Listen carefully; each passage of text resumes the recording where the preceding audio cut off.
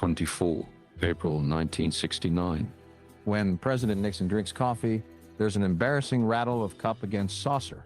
In the first months of his presidency, Richard Nixon's closest aides grow increasingly worried about his ability to withstand the pressure. Sustained efforts on routine matters exhaust him physically and make him extremely irritable. Even a press conference leaves him so drained that he avoids stress for days afterward. Tormented by the barking of his own dogs, he sometimes sleeps in the room assigned to his daughter Julie, now married and often out of town. What do we do with him? He knows he needs to relax, so he comes down to Florida. He likes to swim, so he swims for 10 minutes. Then that's over. He doesn't have a hobby. It's a problem. The standard line from the White House is, The president has just a little more than an occasional sip of light wine. alcohol has alarming effects on him, even in small doses. Nixon's drinking has become unsettling to Henry, who barely drinks at all. He pokes fun at My drunken friend. the way people joke about things that frighten them. Wednesday, April 16, 1969, the full National Security Council convenes to discuss the administration's first international crisis. CIA Director Richard Helms. Mr. President, at approximately 0447 Zulu on April 14th, a North Korean aircraft shot down a U.S. Navy EC-121 of Fleet Air Reconnaissance Squadron 1 over the Sea of Japan. 31 Americans were aboard. There is no indication of survivors. None at all? No, sir. Few incidents have surpassed this one, the Pueblo accepted. There's a major difference with the Pueblo. This was a routine mission. That's why there was no air cover. The question is, why did they do this after the Pueblo? What changed? Provocations have been steadily increasing. Kim made the decision to attack on the assumption that there would either be no U.S. military response or at most a limited one-time retaliatory action. He probably saw this as a relatively low-risk opportunity to further erode the credibility of U.S. activities in the area. Low risk. 31 of our men are dead, and he considers it low risk. In light of the Pueblo experience, Mr. President, yes. Air Force Brigadier General Ralph Stakely. Mr. President, on the route of mission, the closest point to their coast was 38 nautical miles. So our plane was nowhere near their airspace. That's correct, sir. We saw North Korean fighters go airborne. We sent an advisory warning signal to our aircraft. Condition 3, fighters airborne, heads up. 3 minutes later, a second track was picked up on conversion tracks. We sent a Condition 5 alert signal. The plane turned. A third message was sent, but probably after the shoot-down had already occurred. The fix of the shoot-down has remained consistent. This mission had been flown 9 times since November. This was deliberate and premeditated. Premeditated. So they planned this. Mr. President, I'd like to review the military options. We have quite a range. Chairman of the Joint Chiefs of Staff, General Earl Bus Wheeler. First, the drone option. Send unmanned reconnaissance instead. Second, we could escort future reconnaissance flights with combat aircraft. Third, a show of air and naval force coordinated with diplomatic efforts. This approach had no effect whatsoever after the Pueblo. Fourth, airstrikes against North Korean air defenses. This might provoke retaliation and result in losses on our side. Fifth, blockade North Korean ports. This would technically be an act of war, but we could do it within 48 hours. The effect would be limited. They have almost no seagoing shipping. Alternately, we could commandeer some North Korean ships. There is one now at sea with a Dutch flag and crew. Sixth, we could attempt to destroy a North Korean aircraft off the coast of North Korea. The chances of intercepting one are slim, and it would have a similarly limited effect. Sea-to-shore bombardment. The Incheon area would be best, but it's too far in without air cover. Eighth, attack targets adjacent to the DMZ with Honest John missiles or conventional artillery. What are Honest Johns? The MGR-1 Honest John is a tactical nuclear-capable surface-to-surface rocket, but the Honest John is inaccurate at extreme range, and this would be a violation of the Armistice Agreement. It would trigger retaliation on a scale we may not be prepared to contain. Ninth, a ground raid across the DMZ. Again, a violation of the Armistice. It could trigger the South Koreans to launch their own raids, which we would not be able to control. It would need very heavy fire support. And 10th, we have the capability of an infinite permutation of air attacks, 1, 2, or many airfields, plus air defense targets. We'd need between 24 and 250 aircraft. Chances of success are excellent. The loss rate would vary with tactics, somewhere between 2 and 8%. That is the menu of military options, Mr. President. Some would have effect. Some, frankly, would have no effect at all. Bill, what about the diplomatic side? Secretary of State William Rogers. Mr. President, Panmunjom talks are a forum, but a problematic one. I'd recommend we reject Panmunjom. The UN is a possibility. We could present our case in letter form, but I would not ask for action. If we do ask, we won't get any. Most member states won't support us. They'll ask why the flight was necessary in the first place. We can work diplomatic contacts with friends and allies that would help generate domestic support in the event of military action. But I have to be honest, Mr. President, all of these options are marginal. My recommendation, maybe we don't have to move immediately. Watch for a change in the situation. What's the South Korean reaction? Wheeler. The South Koreans are apprehensive that we won't do anything. Winthrop Brown, State Department. The South Korean press is saying we should retaliate strongly. Henry, anything more? Henry Kissinger, National Security Advisor. No, Mr. President. The only thing I'd stress is that whatever diplomatic scenario we pursue has to be consistent with whatever retaliation is decided on. The two tracks must reinforce each other. Rogers. We should be careful not to threaten the other side publicly. It ties our hands if we then decide not to follow through. Vice President Spiro Agnew. I see no uncertainty here. We know exactly where it was hit, and the Soviets picked it up in the same location. This is clear-cut.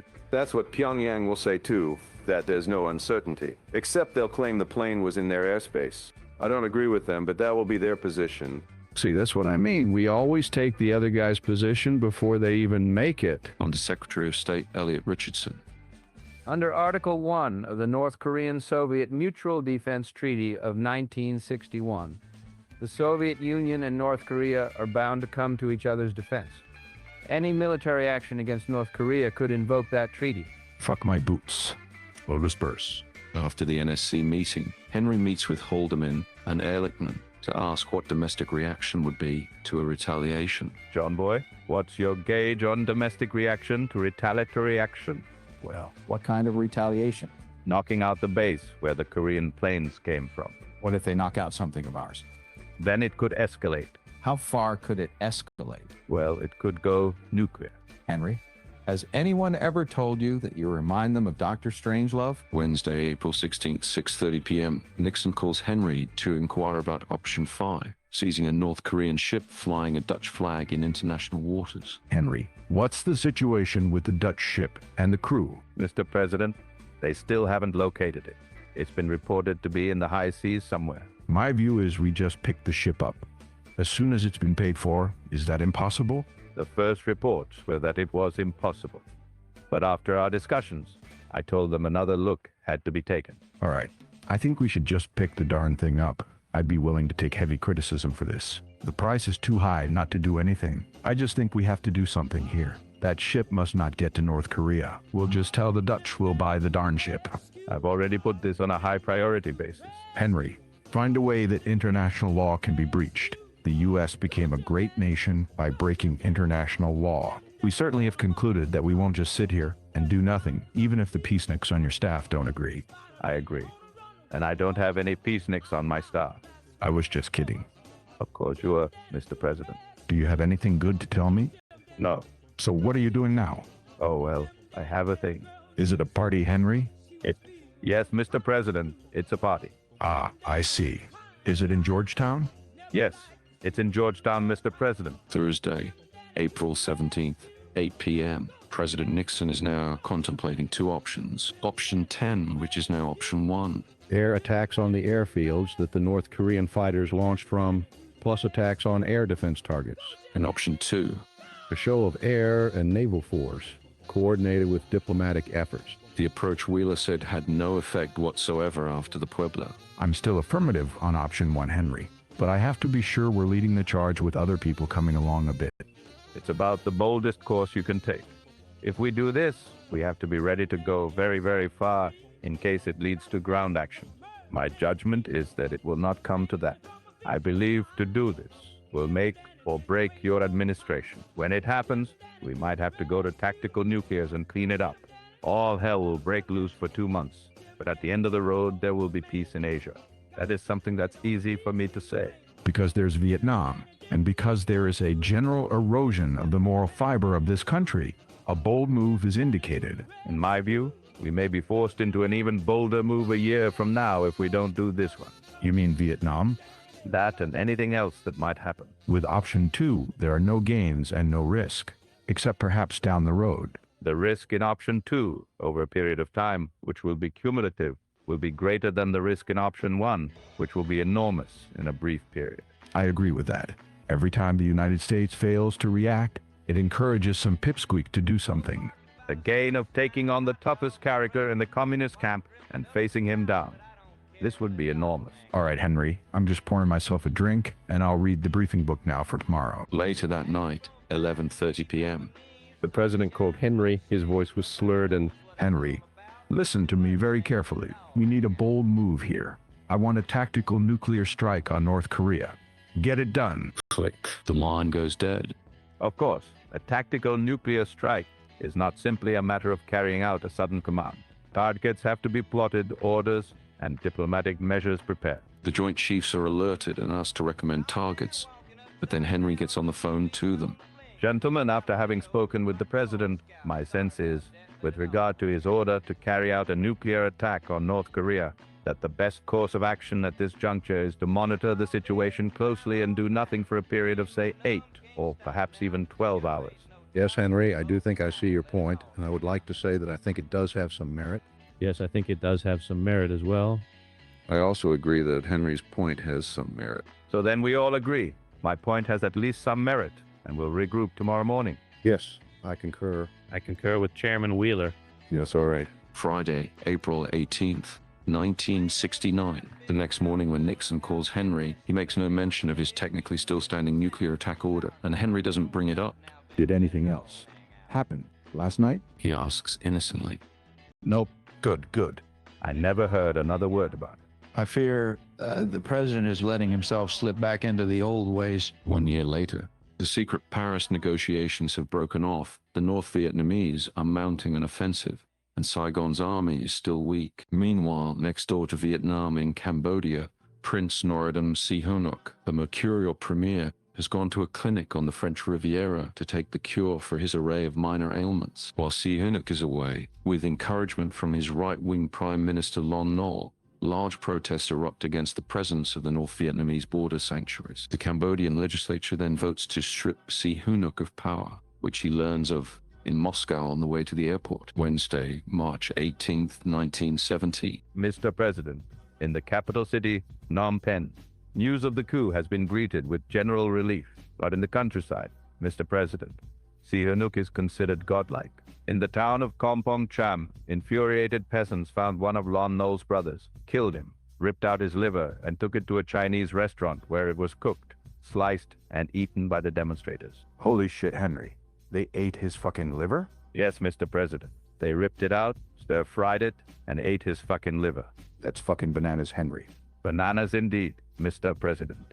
Compounding issues further, Lon Nol ordered the North Vietnamese and Viet Cong to leave Cambodia immediately, and instead of leaving, they launched an attack on the Cambodian government. Thursday, March 19th.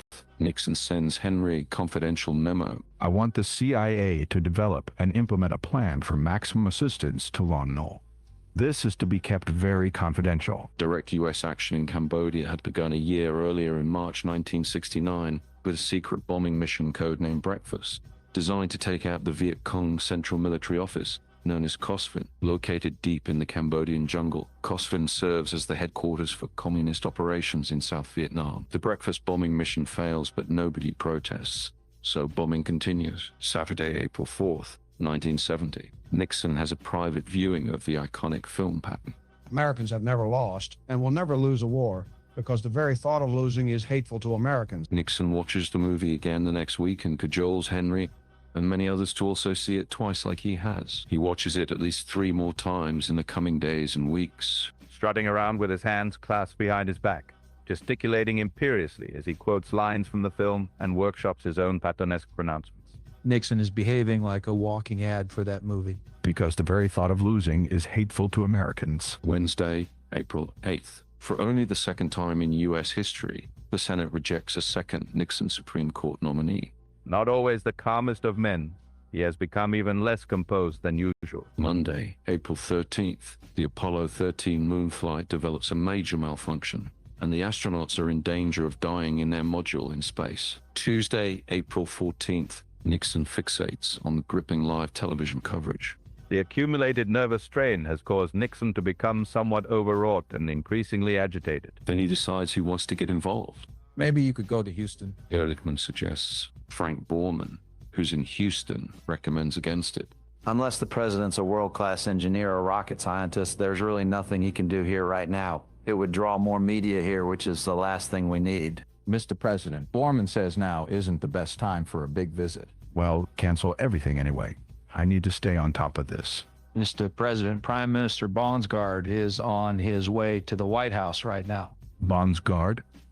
Hilmar Bonsgaard, the Prime Minister of Denmark. For fuck's sake, Bob, I don't have time to meet with the Danes. Why did you even invite him? He watches TV coverage obsessively all week. The president is a drunken basket case. Friday, April 17th. When the Apollo 13 astronauts finally land safely, Nixon flies out to Hawaii to greet them. Saturday, April 18th. In Hawaii, Nixon is briefed by the U.S. Pacific Commander, Admiral John McCain, who reminds Henry of Popeye the Sailor. McCain's theatrical sessions are known as the Big Red Arrow briefings. The pocket-sized admiral paces back and forth, waving a cigar, pointing to maps of Vietnam with an ominous Russian bear, its fangs dripping blood that form big red arrows sweeping around Southeast Asia. He outlines troop movements and aggressive strategies to stop the advance of the Big Bear. Wednesday, April 22nd, Nixon sends a memo to Henry.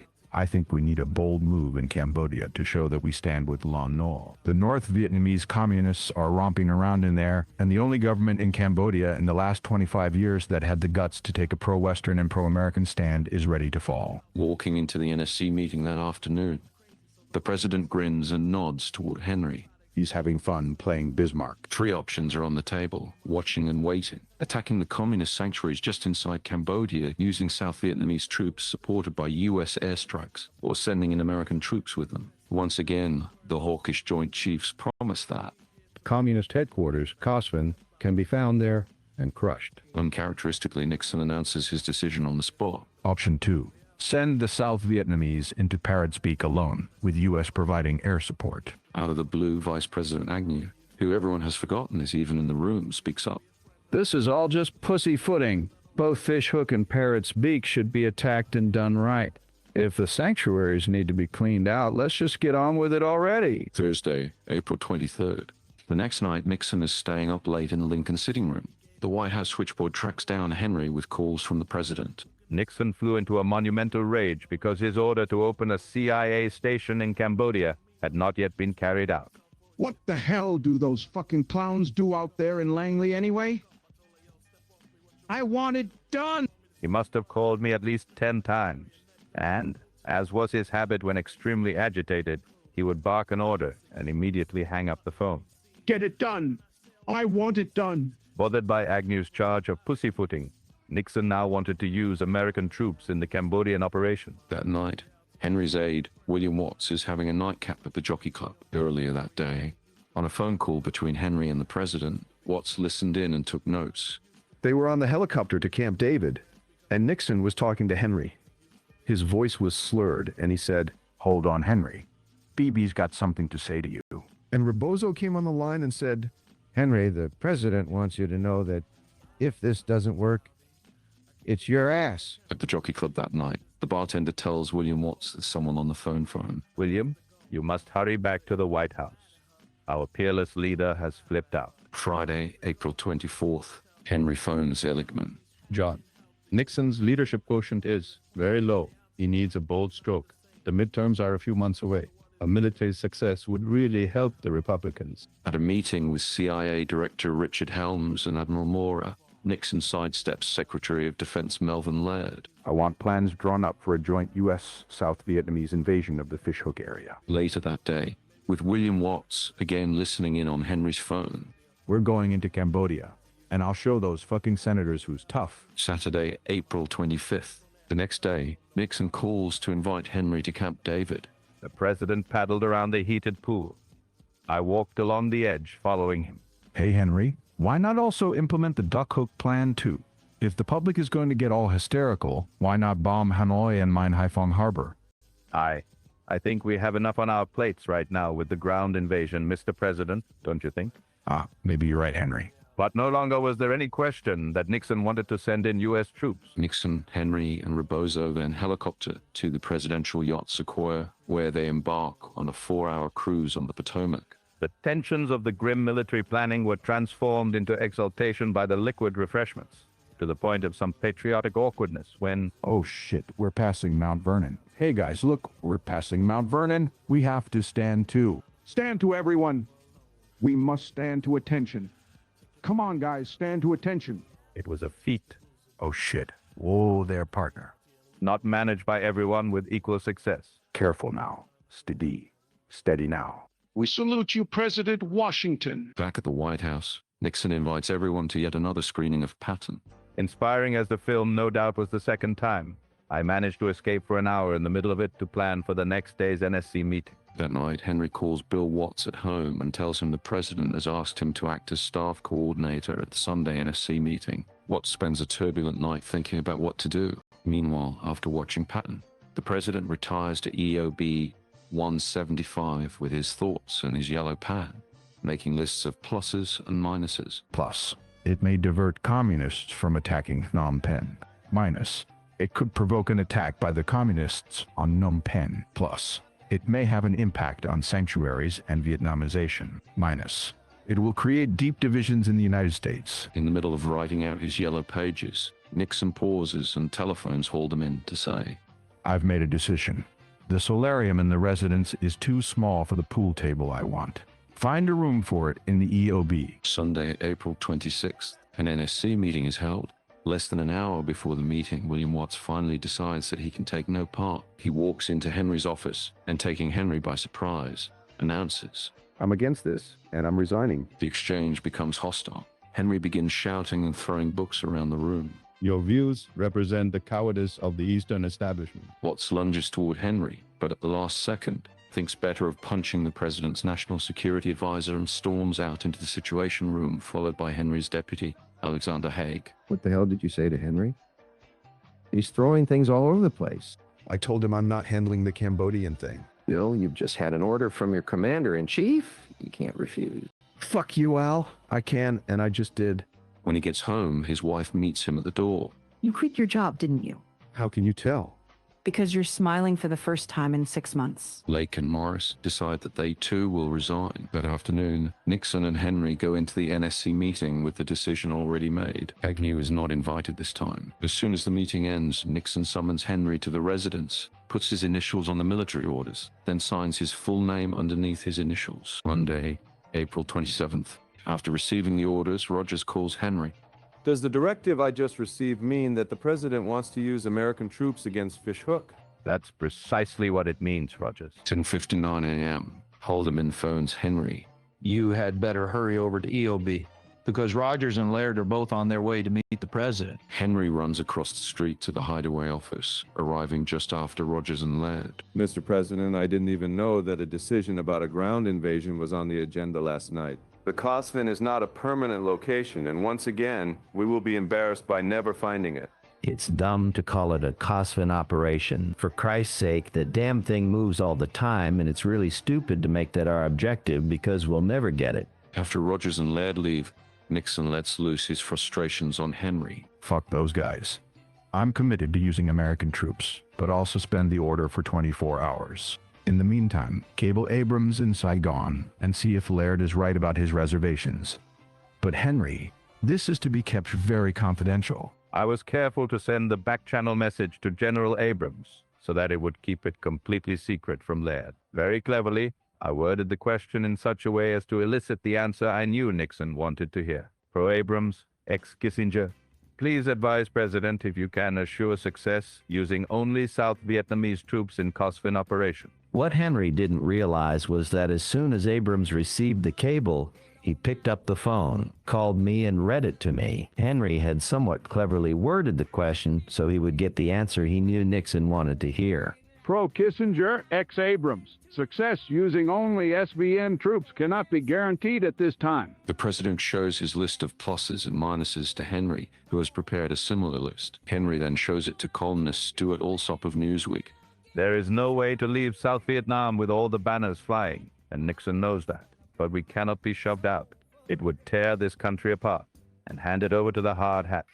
The trick, in effect, is to stage a great retreat and emerge at the other end still a great power, reasonably cohesive at home. Tuesday, April 28th, Nixon finally makes up his mind, again, to authorize a two-pronged invasion of Cambodia involving American troops. He calls Laird and Rogers back in and tells them directly. The record will show that I acted alone, against the advice of the Secretaries of State and Defense, and that, of course, Henry was leaning against it. Wednesday, April 29th. Nixon stays up all night, crafting a TV address to announce the invasion, sitting in his darkened hideaway in the Executive Office building, Tchaikovsky playing on his stereo. Nixon writes an inflammatory speech by hand. Thursday, April 30th. During the broadcast of his speech, he slurs his words and sweats as he speaks. If, when the chips are down, the world's most powerful nation, the United States of America, acts like a pitiful, helpless giant, the forces of totalitarianism and anarchy will threaten free nations and free institutions throughout the world. He points to a map and says, The goal is to attack the headquarters of the entire communist military operation in South Vietnam. For 5 years, neither the United States nor South Vietnam has moved against these enemy sanctuaries, because we did not wish to violate the territory of a neutral nation. The secret menu bombing of these sanctuaries is by now in its 13th month. Friday, May 1st. The next morning, more than 31,000 American and 43,000 South Vietnamese troops are pouring over the border into Fish Hook and Parrot's Beak. Protest over the invasion is almost instantaneous. Everyone misunderstands me. Nixon says tearfully as he downs scotches with an aide. Protesters ring Henry's apartment, carrying picket signs and chanting "Fuck Henry Kissinger." I had to move into the basement of the White House to get some sleep. Unfavorable press coverage enrages him. The bastards. Calling me a war criminal? Me? Really? The doves really are the most vicious birds. Saturday, May 2nd. The next morning, with little sleep, Nixon pays an impromptu visit to the Pentagon with Henry in tow. Hurry up, Henry. Let's fucking go. Right behind you, Mr. President. Nixon is greeted by cheering Pentagon employees in the corridors. In the briefing, as the generals point to their maps and pins, Nixon begins asking about the other sanctuaries. Could we take out all the sanctuaries? There's a long silence. I want to take out all of those sanctuaries. Knock them all out. The officers begin to talk about larger anti-war demonstrations. He became more agitated, cutting off the briefers and launching into an obscenity-laced tirade. You let me be the judge as far as political reactions are concerned. Make whatever plans are necessary, and then just do it. Because, goddammit, you have to electrify people with bold decisions. Bold decisions make history. Like Teddy Roosevelt charging up San Juan Hill. A small event, but dramatic, and people sure as hell took notice. Henry and Laird look at each other in embarrassment. Let's go blow the hell out of them. Monday, May 4th. With a wave of protest engulfing the nation and the White House under virtual siege, aides are overheard discussing having machine guns set up on the lawn. Nixon's earlier comments about, You see these bums, blowing up the campuses, become fodder for headlines after the National Guard shootings at Kent State University. He calls a press conference, his first in 3 months, Friday, May 8th. At the press conference, Nixon is visibly nervous, sweating as he begins. There are 26 questions, 24 of them about Cambodia, the war, and demonstrations. Mr. President. Mr. President. Mr. President, on your use of the word bums. He seems composed enough as he defends his Vietnam policy. He is, in fact, on the edge of a nervous breakdown. Saturday, May 9th, a little after 1 in the morning, when NBC's Nancy Dickerson and her husband are in bed asleep. The phone rings. It's Nixon, who opens the conversation with, Nancy, this is Dick. I wonder what the media's problem is. I'm the best thing they've got. I'm the only president they have. He talks about the student protesters. I really love those kids. I really do. I've told Haldeman and Ehrlichman to bring them in. I want to see them all. That man has not been drinking, but I would feel much better if he had been. She says to her husband when the call ends. The call to Dickerson is one of no less than 46 made by Nixon between 9:30 p.m. and 4 a.m. After the flurry of telephoning, Nixon sleeps for an hour and a quarter. Then he goes to the Lincoln sitting room adjacent to his bedroom to listen to classical music. An Ormandy recording with Entremont at the piano playing a Rachmaninoff album for piano and orchestra. Next, having woken a few more people with phone calls, he summons his valet, Manolo Sanchez. Manolo, have you ever been to the Lincoln Memorial at night? He asks Manolo, a Cuban who had just become an American citizen. No, Mr. President, I have not. Get your clothes on. We'll go right now. At 4:35 a.m., the president and his valet walk outside, startling Secret Service agents. In the White House basement war room, where Agent Bud Krogh, whose nickname is Evil because of his friendly demeanor, is on duty, a voice crackles over security speakers. Searchlight is on the lawn. Repeat, searchlight is on the lawn. What the fuck? Says Krogh. The speaker behind him kicks on again. Searchlight has asked for a car. Repeat, Searchlight is requesting a car. Krogh calls Ehrlichman at home. I'm sorry to wake you, but the Secret Service says the president is on the lawn and is asking for a car. What should I do? Are you shitting me? No, sir. Go out there and introduce yourself and ask him if you can render assistance. Go right now, Evil. Right now. Run! By the time Krogh gets outside, Nixon is gone. Krogh orders another car and heads for the Lincoln Memorial. Just at the break of dawn, the president and Manolo Sanchez step out of a limousine and climb the steps to the Lincoln Memorial after giving Manolo a brief guided tour. I walked over to a group of them and walked up to them and shook hands. They were not unfriendly. The president asks where they're from, how old they are. He asks if they'd heard his news conference. They all say no. He says he tried to make the point that his goals are the same as theirs, to end the war and stop the killing. I know that probably most of you think I'm an SOB, but I want you to know that I understand just how you feel. What we all must think about is why we are here. What are those elements of the spirit which really matter? He was wearing pancake makeup. He looked scared and nervous, like he was in a fog. Ending the war and cleaning up the streets and the air and the water are terribly important, but they are not going to solve the spiritual hunger which all of us have, and which, of course, has been the great mystery of life from the beginning of time. He was mumbling. When people asked him to speak up, he would boom one word and then no more. I thought Winston Churchill was a madman, but I was wrong. See the great United States. See the world while you can. Pat and I borrowed money to see Mexico when we were young. Learned to communicate with blacks, not separate from them. We have to find ways to bring Native Americans back into decent lives. I hope to see China and bring its 700 million people back into the world. He didn't look anyone in the eyes. The vibrations in the air were scary. After a half hour, the president says he has to go. As he makes his way down the steps, he stops to shake hands with 3 young women, asking where they're from, where they go to school. Syracuse University. Oh, great town. How's the football team doing? When someone said she was from California. Right below where I live in California, there's the greatest surfing beach in the world. Before stepping into the presidential limousine, he stops, turns back, clenches his fists and says, "Don't go away bitter. It's a good country." Back in the car just before 6 a.m., the president asks Krogh, "How did Ziegler and Tikosh know where I was?" Well, I called Ehrlichman when you took off. You know, it's wrong to wake people up in the middle of the night like that. Manolo, have you ever been to the Capitol, the House, or the Senate building? No, Mr. President, I have not. Well, then, driver, to the Capitol. So we went to the Capitol building. It's a Saturday, still not yet 6 o'clock in the morning. They enter the building on the Senate side, shocking the night guards and watchmen. Nixon is upset to discover he cannot gain entrance to the Senate chamber. On the other side of the building, a custodian named Frazier has a key to the chamber of the House of Representatives and lets them in. Nixon goes to the seat he had in 1947 and sits down. As Krogh, Dr. Tikosh, and the Secret Service agents stand by, he tells his valet to step up to the speaker's chair and make a speech. Manolo, say something. Come on, Manolo. Speak, speak. You're the Speaker of the House. Come on, buddy, you can do it. Manolo walks to the podium. He was embarrassed. He was a dear, sweet man, but he did try to talk a little.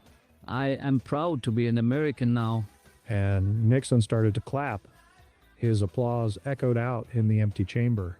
I did question his mental stability. As Nixon and Sanchez leave the chamber, 3 cleaning women come up to the president.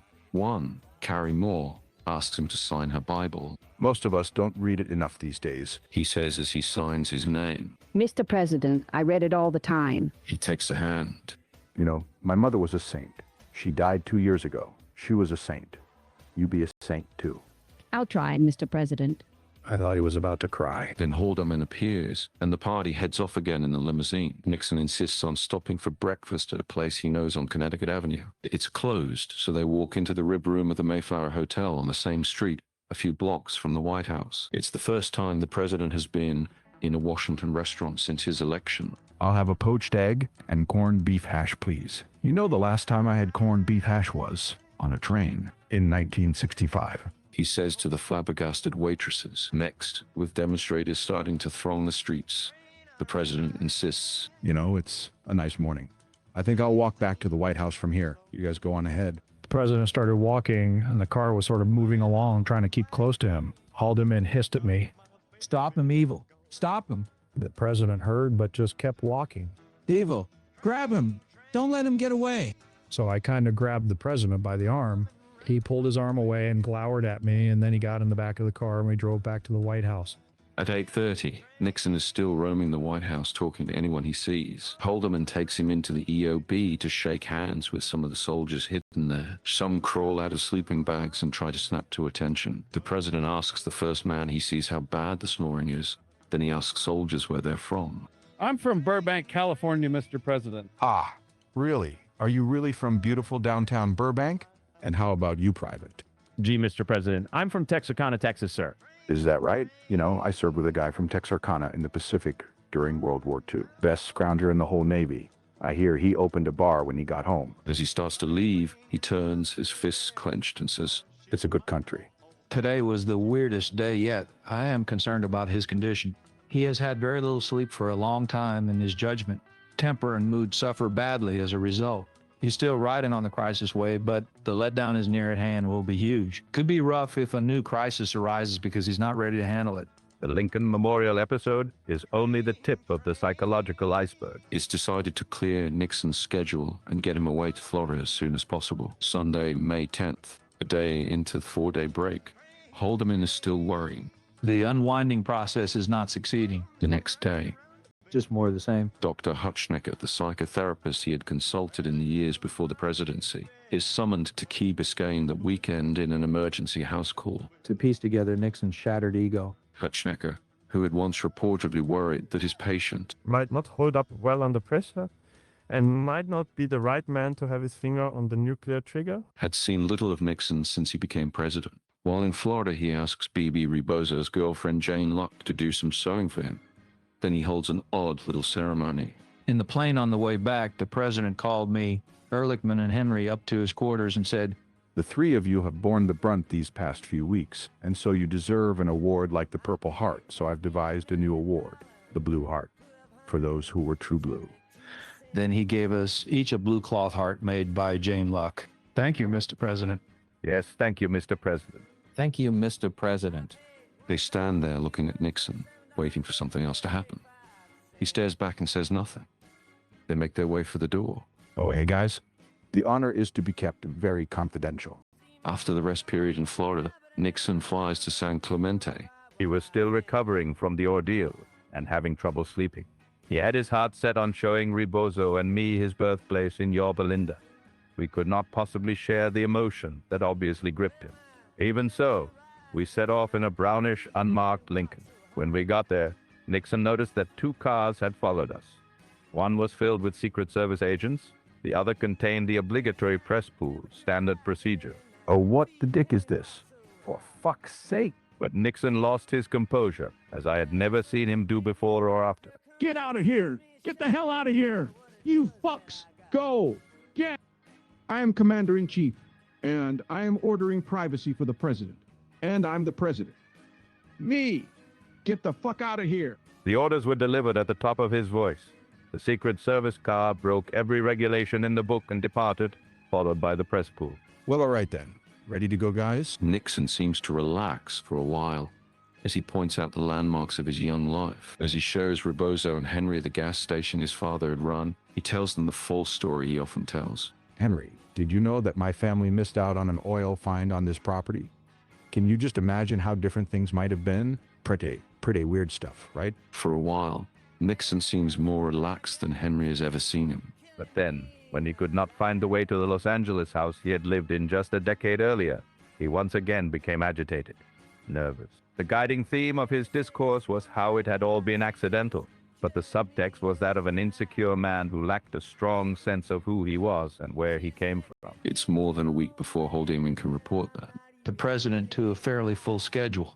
Generally simmering down. We'll coast along for a bit, then we'll be ready for the next crisis. 1 year later, in the spring of 1971, Nixon, Haldeman, Ehrlichman, Henry, and Charles Colson eat dinner on the Sequoia on another cruise down the Potomac. Nixon drinks scotch and soda, then wine over dinner. Chuck, your job is to hold off those madmen on the hill long enough for Henry here to finish his work in Paris. Then we go for the big play. China, Russia. The president's finger circled his wine glass slowly. Then he said, One day we will get them. We'll get them on the ground where we want them. And we'll stick our heels in, step on them hard, and twist. Right, Chuck? Right? Get them on the floor and step on them, crush them, show no mercy. Oh shit, we're passing Mount Vernon. Hey guys, look, we're passing Mount Vernon.